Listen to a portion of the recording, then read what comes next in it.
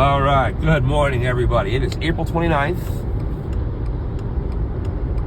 2026, a Wednesday morning. This guy wants to pass me on the right. He's not going to do it. And we are on another amazing journey for JBD Investigations, another edition of Common Sense News Entertainment, which now has a bank account. Yay! It's got $50 in it. All right, we are rich here at Common Sense News and Entertainment.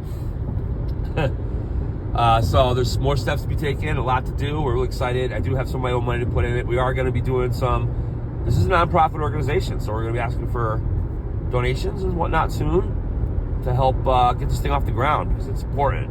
I'm sure people want to know the truth, and that's really the charity here. And I'm putting my ass on the line to get the truth out there to the people in Connecticut and around the country too.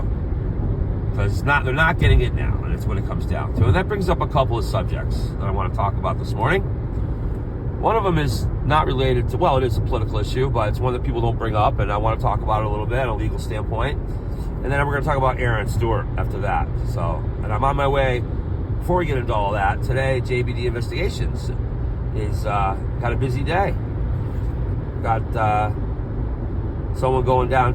There's Ridgefield, house in Ridgefield. There's another house in Fairfield. There's a business in Norwalk. There's a business in Milford. There's a business in New Haven. And then that's for like all that going on at the same time. And I'm going to Torrington. I have a Torrington, a Burlington, and Hartford. And then I'm back to the office to do some important work. We're going to be heading down to Eastern Connecticut State University later this afternoon. And then we're going to be doing that live as well. I have a couple of things there. I'm a graduate of Eastern Connecticut State University, and it's a great school. I had a good time there. I like the people there. I'm sure it's probably a very left-wing leaning place. I don't really know for sure, but I know there's no TPUSA chapter there. That's something we're going to work on. That's one thing we're going to work on here. Getting one started there. I know there's one at Central, from my understanding. But you may recall, I've mentioned this in the past, but I haven't brought it up in a while. Attempts to start at Eastern were kind of thwarted, where the president of the student governing body asked one of the deans about it, and there's like, well, do what's in your heart. And in her heart, apparently, was just not to let TPC become part of the thing, and that's unbelievable. That's not going to be allowed. I'm going to graduate there. We're not going to let that happen. So we're going to go there and make a stand, start a movement over there. Hopefully, well, I do have contact with some people I talked to in February from TPUSA. We're going to reach out to them, get their blessing, get them on board, and let's do this. Enough is enough. Hopefully Mercedes already doing it. Who knows? It's been a few months. So we're going to go down there later. And plus, I have another reason to be there, too. I think I'd like to find an Eastern student or graduate who could help with audio, visual, social monetization, things like that with the company. So we are kind of looking for someone who's good at that stuff. Not that I couldn't do it. I could, but again, it's a time. I have to delegate things. I can't do everything myself. I've realized this is a large organization I want to start, so therefore, I can't do everything, If you've ever driven by the ESPN building in Bristol, there's not just one person working in there, And we want to create a really large, strong news organization that's going to tell the truth. It's really that simple. And cover the stories that matter. I mean, I can't even hack Channel 30 or Channel 3. They're fools for now. They should come televise the debate on the 8th, which is what we're going to talk about next. But I'm going to deviate for a minute here. And we're going to talk a little bit. We don't want this to be too long, because I have work to do, and I don't want to overload my phone with. I did clear a lot of stuff on my phone now, so it's easier. But we need better equipment, better stuff, so I can stream and not worry about memory and things like that. And that's where we're going next. And also appearance, yeah. I got to look a little more professional. I know. I dress for comfort generally, But I understand the public demands more. And we're telling some big stories here. I don't need to put a suit and tie on or anything like that. You're not gonna. It's gonna. The only time you see me in a suit and tie is when I ran against Ben last June 24th. And I bought a nice suit for that sucker. I brought that shit back too. That was too expensive to even keep. I'm sorry. I'm not one of those people that's gonna spend $600 on a suit. Even if I had a lot of money, I still don't see the reason to spend that much. I know they're expensive. I know, I'm not going to get a $50 suit. It's going to cost $200 or $300. Maybe it's just inflation. I don't know. It's a crazy amount of money, though. But we are here in the early stages of the rush hour on going into Hartford and right past it through Farmington, Burlington, Harlingen, eventually into Torrington. And we got a residence to serve there, and then we're going to double cut back. On the way back, we got a registered agent, one I've never been to before. It's a. I'm not going to really get specific. It's some kind of a shop, though, a smaller shop, and this place isn't where one of their stores is located. They got 2 or 3 stores around the area and stuff. It looks like, anyway. And this place isn't one of them, but yet this is where I'm serving it. So it gets me to believe it's some kind of a registered agent. Registered agent is someone who is designated to accept legal documents on your behalf, essentially. If you get sued, you can hire a registered agent to handle receiving the subpoenas and summonses or whatever you're going to get if you're getting sued. Hopefully you won't have that happen to you, but if it does, and in any large business it happens inevitably, by the way. I'm proud to say I've never been sued. Been 11 years in business now, almost 11 years in business. Never been sued once, and I'm proud of that because we do fair work, we do good work, we do everything we can to help our clients and save them money too, by the way. I do not maximize my clients out. If you're ever starting a business, don't start it for the money. Start it for what you love. And the money will come along anyway. Well, in theory. It hasn't really come along in a big way. I don't have my cottage on the lake and my motorboat yet. But it's been enough to put me in a better position than I ever was before when I was an employee. I'll say that. I don't have to ask my mother for money to buy tires for my car anymore. That's what I used to have to do back when I was in my 30s and 20s. I'm ashamed to say. And I worked too. I had 2 jobs even. I still couldn't. Well, child support payments will do that to you. Family court. Oh, that's a whole other thing. I know I've joined a couple groups recently on Facebook to do with family court. And yeah, family court is a very corrupt place. Really bad place. DCF and family court needs to be exposed in the state of Connecticut. They are evil organizations. They're not here to help families, nor help children for that matter. They have a hierarchy of things. The children are supposedly first. And who's last? The father. Whew, I mean, dead last. They get no consideration. Look, I think that's fair, honestly. If a family is split up, you got to prioritize the kid first, but mom second. Dad's got to go last. I get that. But it's not the hierarchy itself. It's the level. It's like dad can go eat dirt. Bury dad in the ground. Take the kids away from the mom. We used to be kids first. It used to be that. Mom's like close second and dad bury in the dirt. That's pretty much what it was. And that was wrong. Now it's worse. Now it's indoctrinate kids into transgenders and little communists. Separate from mom and bury dad further in the dirt and separate kid from mom as much as possible. That's pretty much the mantra of DCF and the courts right now in Connecticut. That's evil. Break up the family. That's what they're doing. They're being very aggressive in breaking up our families. And I'm telling you, and they go on TV and talk about family values. It's absolutely sickening. I was hoping by 7:15, which it is right now, it wouldn't be like this yet. Sometimes it's not like this till around 7:30, but Tuesdays, Wednesdays, and Thursdays are now worse commute-wise. I should be doing this live. Live is so much better. We're going to do it all live eventually. We're going to figure all that out. That's why we need audio, video, social media technician type of help. I can learn it myself. I'm capable of it. And I do know a little bit about it. But I haven't, each social media site has its own policies, and we want to put them all together and do it all at once. And that's a lot of engineering, a lot of audio-visual engineering involved. We want the camera, we want a 360 camera, like how to work all that into it. That's what the kind of technological help that I need, that I don't have in my head. I haven't learned it. I could. So I'm capable of learning anything. I'm a 170, man. I can learn anything. But again, it would take me a little while to do that. And I want someone to come in and my talent is more in utilizing the equipment than it is in setting it up. That I can do. Once you show me the ropes, I'll learn it quickly. And that's what is needed next. That wasn't so bad. That was just a little bit of a minor slowdown. About 20 minutes from now, that'll be bad. 15 minutes from now, probably 10 minutes from now, that'll be really bad back there, probably. But so I do like doing it live better. So for those of you watching this, how come I'm going to do it live? I like the personal interactions. People chime in, say hello. Like Paulie DePietro. It's one of our good dudes that likes to watch the show, and as more and more, you're going to see the content is really what this is all about. Real truth. Getting right down to it, asking the hard questions. I'm I really want to make sure the questions of this debate, by the way, when I get back from this little run, I've got to write up some format for that debate. So I'm going to talk about, I didn't even get into the two subjects I really want to talk about first, and I'll talk about them briefly.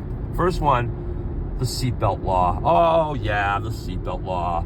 Now, when did seatbelts first start showing up in cars? Pretty much the 50s, right? And I think you started seeing them in the 50s. By 60s, they were pretty much in a lot of cars. By the time I was born, a little kid, every car had seatbelts. I'd say early 70s, right? And probably eventually they had a rule that you had to make seatbelts in the cars, which makes sense. You want the option to put a seatbelt on. That makes all the sense in the world. And I'm not against seatbelts per se. What I am against, though, is the seatbelt laws. That's right. And I know I'm probably very much in the minority here. Now, why are we backing up again here? This is unusual, really, in the morning. We're leaving the city backing up now. Seriously, folks, what are you doing to me here? Connecticut is terrible with the traffic. We talk about that. But anyway, yes, the seatbelt law. I know it's very unpopular for me to say the seatbelt law should be lifted.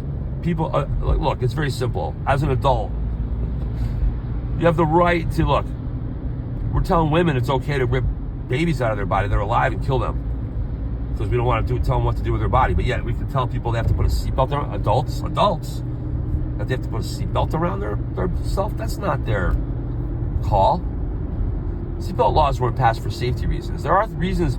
Ever notice every time there's a car accident, a bad car accident, the first thing the first responders have to do to get you out is cut your seatbelt. That's an extra step they got to take. While you're maybe bleeding to death in the car, before they can get you out and get you taken care of. So seatbelts aren't always good. What if something happens to you up in the water? You got to deal with taking that thing off before you get out of the water. That's pretty rough. The statistics, look, I'm no fool. I know the statistics show that seatbelts probably save more lives than they kill, right? By far, probably. I'm not denying that seatbelts save lives. I'm sure they do. But there may be times it's better to get ejected from the vehicle than be stuck in it, maybe. You know? So it's not clear cut. My point is, it's not clear cut enough to require a law to force people to wear one. And even if it was, you still don't have the right to tell a person they can wear a seatbelt. Now, the seatbelt law was not passed for your safety. I'm sorry. It was passed. You know what it's passed for? To give police officers a better chance to look in the side of more vehicles. By pulling over people who aren't wearing seatbelts, who otherwise would be obeying all the traffic laws. Now we have a whole new pool of people that aren't, if they're not wearing their seatbelt. What kind of a mom, dad, nanny state kind of rule is that in a free country? You know, I know it sounds good on paper again, just like socialism and communism sound good on paper too. You tell people, oh, we'll take care of you, give it for free. Oh, we'll just look out for your safety. Once again, when it's for your safety, I believe the Supreme Court has already made rulings that could be applied to strike down the seatbelt law. One of them being that the Supreme Court has ruled in the past that the government is not responsible for your personal safety.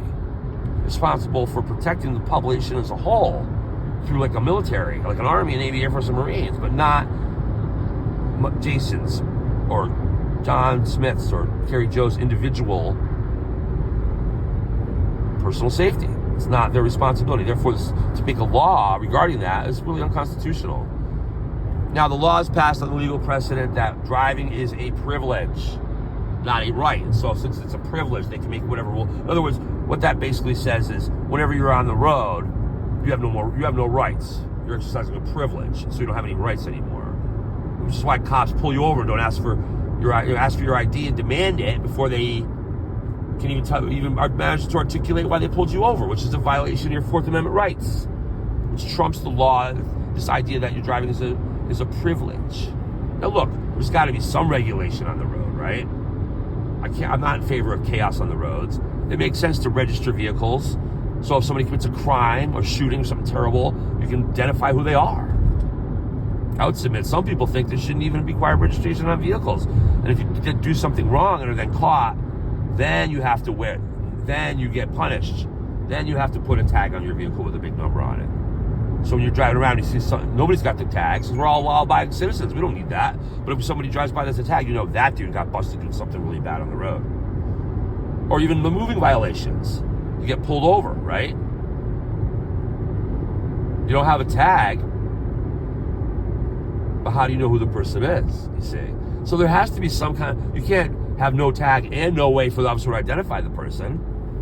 Well, there you have, I think, having some way, you say, my name is, and here's where I live. But you could lie. So I get the fact that in this modern age, you do need some kind of regulation. So it's fair, that's why I say it's fair to say if you have vehicle registration.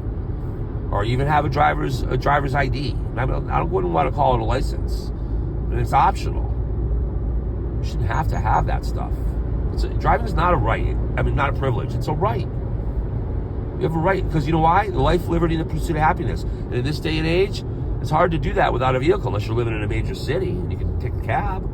There's Ubers you can get around on too. So there are ways to get around these days without driving your own car, but it's certainly a lot easier to pursue your happiness with your own horse. I call it my horse. This is my horse. Your own car, right? So it's not a privilege. Who the hell are they to decide it's not? You're the ones paying the taxpayers to fucking pave the roads and take care of the roads. You're the one paying for this. This is a public forum, just like anything else. You have the right to do it. I don't even think you should even have a driver's license requirement. I think there should be some form of ID to require you so you can identify your car. That makes sense. I really do. I think it makes sense. It makes it too hard for law enforcement. In this day and age, there's so much crime. And I am pro police officers, by the way. I am pro law enforcement. I am pro the right kind of law enforcement that protects your rights. Unfortunately, our officers have been taught not to. Many of our officers think they're properly trained not to. I've had a couple of discussions with police officers. I want to talk to Officer Dexter, by the way, the guy that pulled me over for not wearing a seatbelt back in January, I believe it was, and threatened to rip me out of my car over a seatbelt, which is pathetic. But he and I have talked since then. He's a good dude, actually. I don't want to put him down. I like him. But he's been taught the wrong way. And a discussion I'm hoping to have with him online at some point.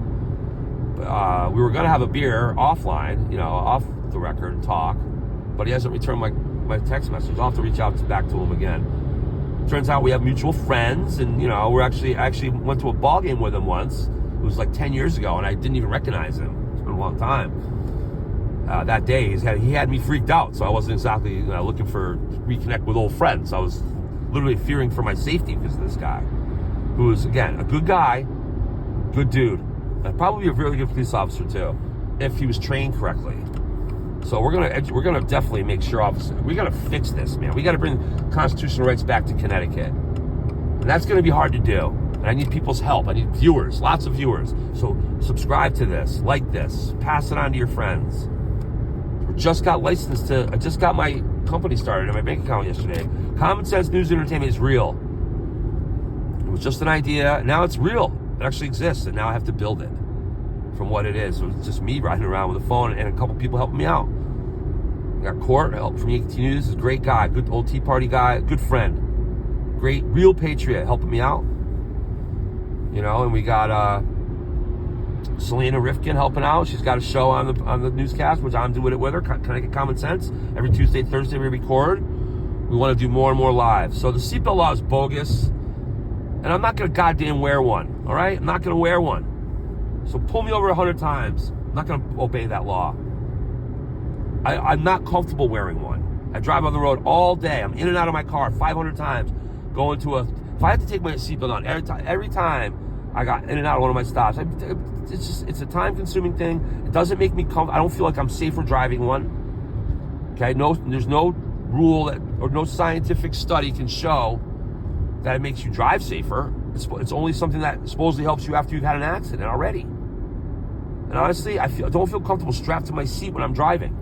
It's a little bit, I don't want to say claustrophobic. I'm not claustrophobic.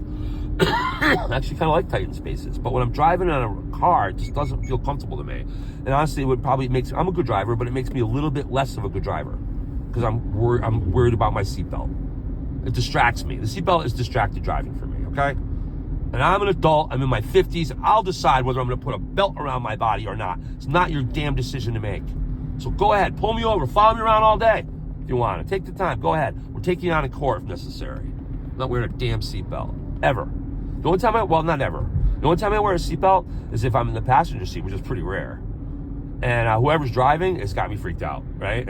Once in a while, because now the risk has gone up in my mind. Now I'm driving with some nutbag, and that's happened to me 2 or 3 times in my past. I got caught in the passenger seat with a drunk driver once. That was scary as hell. Another one, guy had these big, thick glasses, and he had I'll tell you the story. This guy's name was Todd. We were on our way to playing golf. Me and Todd, Chris, my late friend Chris, playing some golf. I let Todd, usually I drove, I let Todd drive. I was actually in the back seat. And it was on Route 191 up in Enfield, and this guy just pulls out in front of a tractor trailer, not a tractor trailer, a dump truck. Just like he didn't see it. And the dump truck was going like 45, 50 miles an hour in a little 2-lane road, Route 91 up in Enfield, or East Windsor, technically, I think it was. And there's a blinking yellow light there, for those of you know that area. And my heart fell. That's still, to this day, the scariest moment I've ever had on the road in my life. I thought we were dead. He just pulled out in front of the thing. And luckily, it was just far enough so that we cleared the, and there was no way the truck, I heard the truck, whoever's driving the truck, I think I heard put his retros on. When a drunk truck tries to slow down fast, you hear this, and I heard that noise. The truck was wanted to slow down, but he was too close to slow down any. He would have hit us at least 40 miles an hour or more.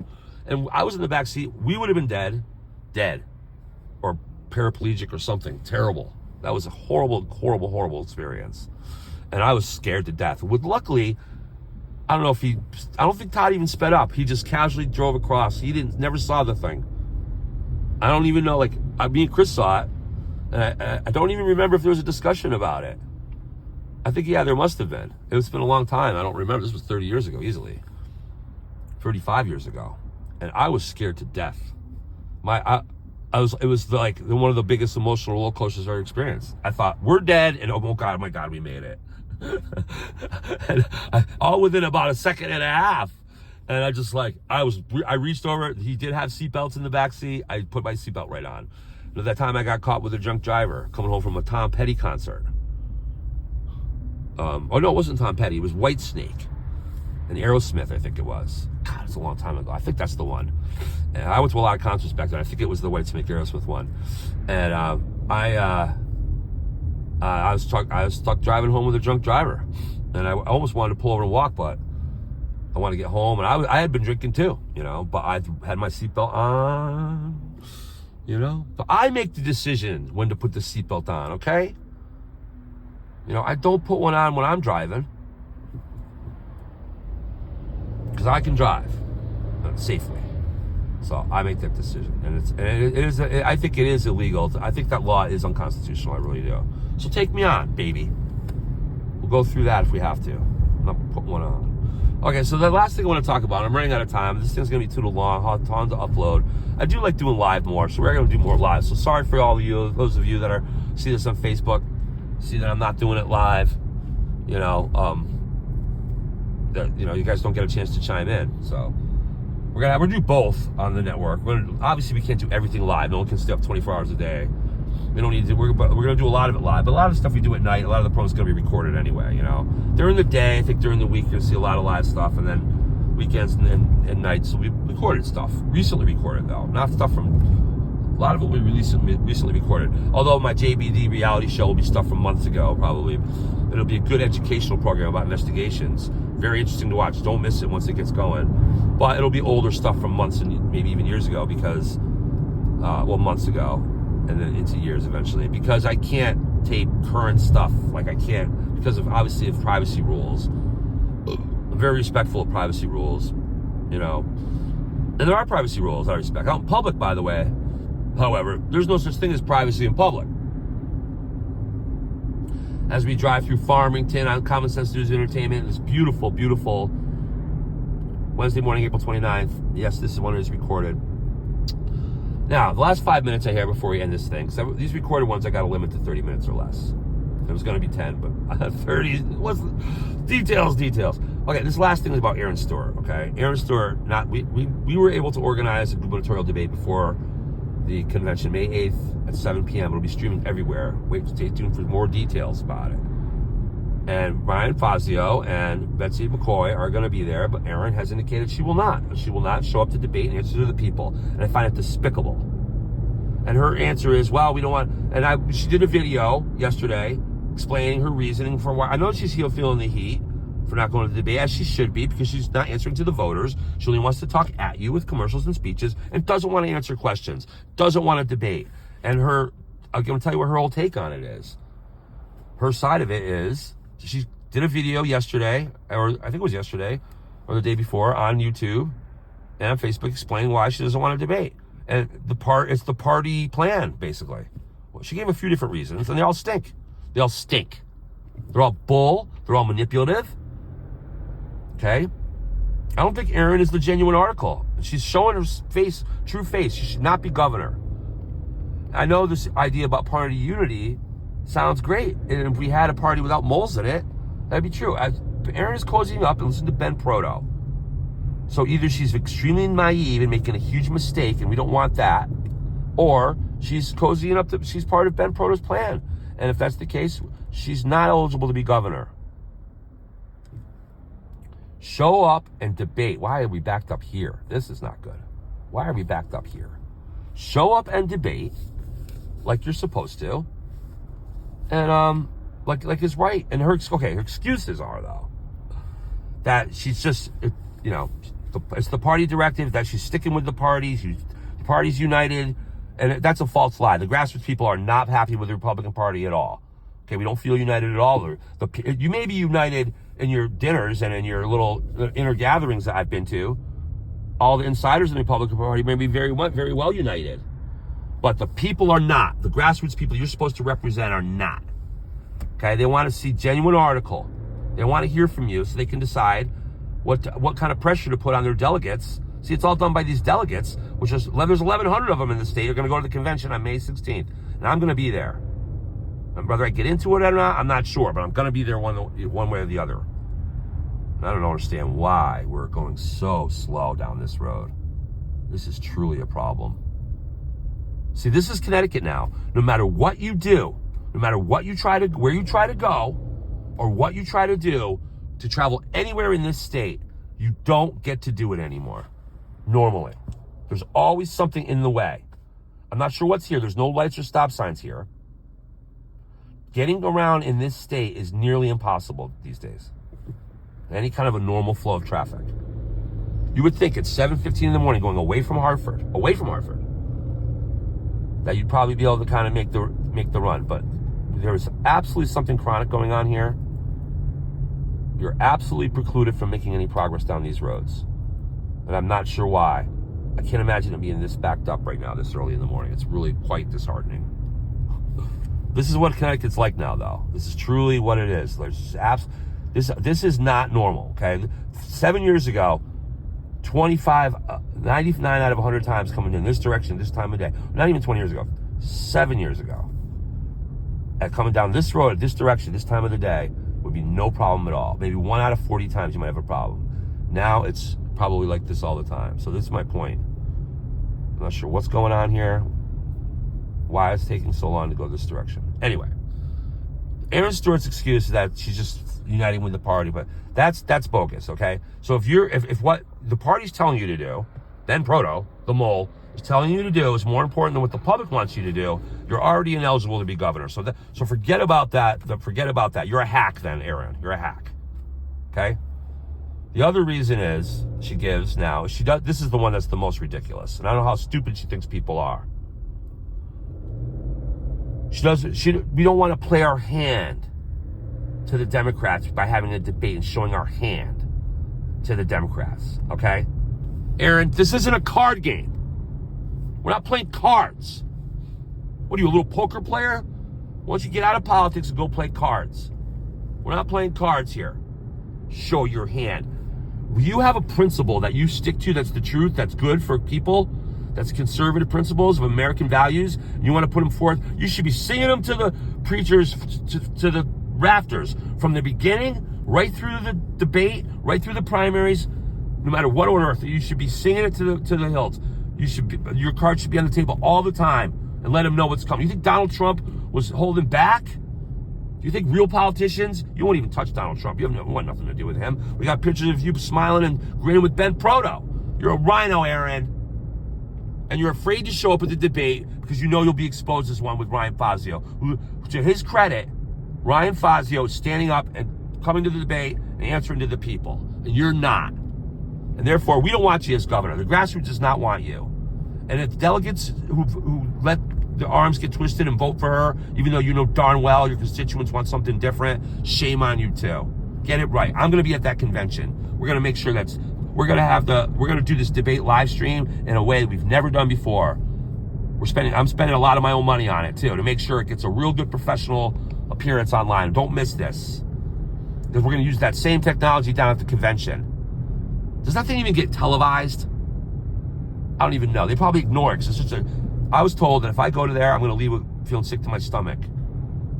Because all they do is twist arms and say, force you to vote for who they want you to vote for. Not who the people told you to vote for. Okay? The way they're doing things is way backwards. Aaron, you're hiding. Your excuses are garbage. And the people know it. Show up at the debate, or you will not be governor. Because we're not going to let Ben Proto dictate things, okay? Not with this. He did it with me. I tried to run for him last year. I didn't even get in the door. I didn't even get into the room until after the vote was pretty much over. Oh no, they let me in for the actual vote ceremony where I didn't get to speak, where Ben changed all the rules and had proxy votes and all kinds of dirty tricks. What a dirty, rotten mole this guy is. And Aaron's listening to him instead of the people. Shame on you, Aaron. You know, all this time, I've been putting pressure on you for a long time. You know? Even when you first started running, it's true. You know, we wanted to hear what you're all about. We wanted you to come on our podcast to talk about what you're all about. You wouldn't do it. You didn't respond.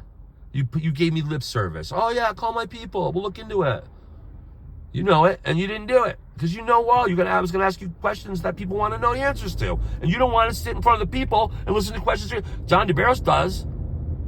Donald Trump does. These are real politicians for the people. You're not one of them. Your little platitudes, your little 30-second ads, and your little meet and greets where you get to basically stand up and dictate to people is what you're doing.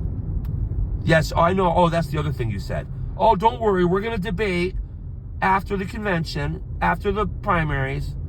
Or before the convention, you said, after the primaries. So yeah, after everybody votes, after you've been, anointed, you're what you think you're entitled to.